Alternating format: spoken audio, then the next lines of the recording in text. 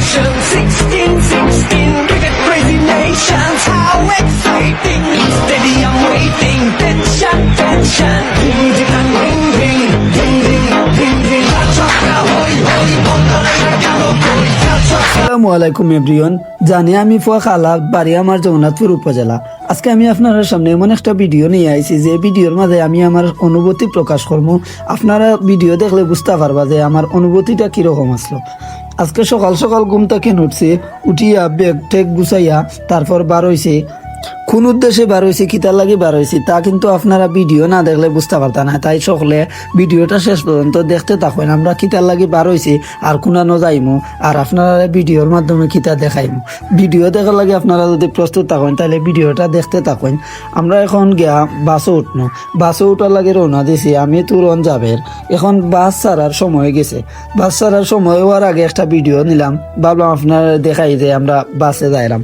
তারপর বাসে উঠিয়া একসাথে গল্প করলাম, গল্প করতে করতে একটা ভিডিও নিলাম। আপনারা দেখাইমু যে বাসে উঠার পরে কতটুকু জার্নি হয়, কিরকম যে পেন তা আসলে খাওয়ার মতো নাই। বাস দিয়ে যাওয়ার মাঝে যেমন পেন আছে তেমন কিন্তু মজাও আছে, আপনারা গেলে বুঝতে পারবা। বাস থেকে নামার পরে একটা সিএনজিত উঠছি, সিএনজিত উঠিয়ে আমরা এখন রওনা দিলাম উপশহরের পথে।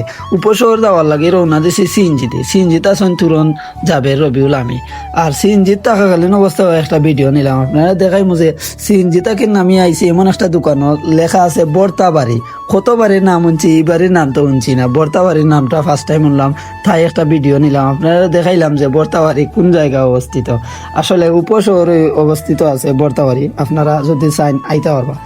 আইলেও আমরা হালকা পাতলা খানিত পাঁচতারা রেস্টুরেন্ট। আসলে আমরা অত বড় কোনো রেস্টুরেন্টও যাওয়ার লাগে উদ্দেশ্য আসলো না, তবুও ফেটুক লাগছে আওতার লাগে আমরা দোকানেও মাইছি কিছু হালকা পাতলা খাওয়ার লাগে। এখন বাইয়ে আইনা দিছেন বর্তা সর্তা অনেক কিছু, তারপর রবিউলে খাওয়া শুরু করে লিছেন। রবিউলে এমন এক কানি দিছেন তা আসলে খোয়ার মতো নাই, একটা আউটস্ট্যান্ডিং মোমেন্ট আসলো। তা আমি আপনার সামনে তুলিয়া ধরবো রবিউলে কিরকম খানি দিল। হাই রে মাহবুদ, পেটে উক লাগলো ওরকম মানুষে খাইতে পারে, তা আসলে রবিউলরে দেখলে বুঝা যায়। রবিউলে কইলো পেটে উক লাগছে আগে খানি তারপর যে ছাতা। আজকে আমরা কিন্তু খাইছিলাম কুয়েল ফাঁকি দিয়ে, খুবই মজা। তারপর আমরা খাওয়া দাওয়া শেষে দুইটা রিক্সা উঠলাম। রিক্সা উঠার পরে আমি তুরন যাবের, হঠাৎ আমার চৌকো পড়লো নূরজাহান রিসোর্ট। যে রিসোর্ট সারা সিলেটের মাঝে অনেক পরিচিত, অনেক মানুষ ইকানো আইয়া ঘুরিয়া যান, ফটো তুলিয়া যান, ভিডিও করিয়া যান। তাই আমারও মনে হইলো আপনারা দেখাই যে নূরজাহান রিসোর্টটা কোথায় অবস্থিত। আপনারা আসলে ভিডিও দেখলে বুঝতে পারবা নূরজাহান কোথায় অবস্থিত। তারপর আমরা এমন একটা দৃশ্য দেখলাম যা আসলে চোখ দাদানো একটা দৃশ্য। সিলেট চা বাগানের যে একটা প্রাকৃতিক সৌন্দর্য তা আসলে কিন্তু মনোমুগ্ধকর।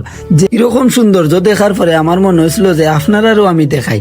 ও দেখরানি কয়েকজন ভাই বাংলাদেশের জার্সি গায়ে। আজকে কিন্তু বাংলাদেশের খেলা, আমরার উদ্দেশ্য আসলো আজকে বাংলাদেশ বনাম নেদারল্যান্ডসের খেলা দেখার লাগে। আর তার লাগে আমরা সকাল সকাল বাড়াইছি যাতে সারা দিনটা আজকে আমরা আনন্দ উপভোগ করতে পারি। এজন্য আমরা রিক্সাত উঠছি, রিক্সাত উঠিয়া 4জন মিলিয়ে আইছি এমন একটা জায়গা যেখানে বাংলাদেশের অনেক অনেক জার্সি বিক্রি হয়। দেখতে দেখতে এখন আমরা হাজির হয়ে গেছি ক্রিকেট ন্যাশনাল স্টেডিয়াম। সিলেট স্টেডিয়ামের যে মেইন গেট, ও গেট দিয়া কিন্তু বাংলাদেশের জাতীয় দলের সব ক্রিকেটার আর নেদারল্যান্ডস জাতীয় দলের সব ক্রিকেটার প্রবেশ করবা। তার লাগে আমরা ওখানে আইছি যাতে আমরা প্রথমেই লিটন কুমার দাস সহ সব ক্রিকেটার বলতে দেখতাম পারি। আসলে আজকে লিটন কুমার দাসের নামটা নেওয়ার কারণ হয়েছে গিয়া আমার লগের বন্ধু তুরন, তার কিন্তু ফেভারিট প্লেয়ার হয়েছে গিয়া লিটন কুমার দাস। আর আজকে কিন্তু তুরনে কইছে লিটন কুমার দাসে 50 করবো। এখন আপনারা ভিডিও দেখতে থাকুন যে লিটন কুমার দাসে কি তার 50 মারবো নি না 50 মারতে পারতো না। আপনারা কিন্তু ভিডিও দেখলে বুঝতে পারবা। প্রথমবারের মতো এরকম একটা সুন্দর জায়গা তাইছি, আর ভিডিও যদি না করে কিলা লাগে, তাই একটা ভিডিও নিলাম। আপনারা ভিডিও দেখতে পাররা। আসলে অত সুন্দর জায়গা, আমি এর আগে কোনো সময় এই জায়গাত গেছি না। আজকে যাওয়ার কারণ হয়েছে কি আমার বন্ধু আমার খেলা দেখার যাওয়ার লাগে উৎসাহিত করছে, তাই আজকে খেলা দেখাইছি। রবিউলের মুখে আর্টিস্ট করা নিয়ে হলো বাংলাদেশের পতাকা ও সাবাস বাংলাদেশ। বাংলাদেশের খেলা মানেই একটা আলাদা একটা টান, আলাদা একটা ভালোবাসা, আলাদা একটা প্রেম। এই প্রেম যেন আমাদের কোনো সময় শেষ হয় না। দেখতে দেখতে কিন্তু রবিউলের পালা শেষ। এখন আমি আমার মুখও কিছু একটা লেখাইমো, যা লেখাইমো তা হয়েছে গিয়ে মিস ইউ তামিম। এখন আমি এখানে মিস ইউ তামিম লেখাইলাম, আপনারা নিশ্চয়ই ততক্ষণে বুঝতে পারছেন বাংলাদেশের জার্সিতে তামিম ইকবালের খেলা আর খুব সম্ভবত দেখা যাইতো না, আর তার লাগে আমরা সবে তামিমরে মিস করি, কারণ তামিম ইকবাল হয়েছে কি আমরা বাংলাদেশের সেরা ওপেনার। বাংলাদেশের খেলা দেখতে গেলে পঞ্চপাণ্ডবের কথা মনে পড়ে যায়, মুশফিক, তামিম, সাকিব, মাহমুদুল্লাহ, মাশরাফি বিন মর্তুজা। আসলে বাংলাদেশের খেলা তারা সারা যেমন কোনো সৌন্দর্যও মিলে না, তবুও যেহেতু বাংলাদেশ তাই খেলা আমরা দেখেও লাগবো। বাংলাদেশ মানে এক আলাদা প্রেম, আলাদা ভালোবাসা, আলাদা টান। আজকে আপনারা সামনে কতটুকু থাকবো, পরবর্তী ভিডিও দেখার জন্য আপনার কাছে অনুরোধ রইল। পরবর্তী ভিডিওতে আমি আপনারা দেখাইমো যে গ্যালারি যাওয়ার পর আমরা অনুভূতি কীরকম আসলো, তা ভিডিও না দেখলে বুঝতে পারতাম না। ধন্যবাদ, আসসালামু আলাইকুম।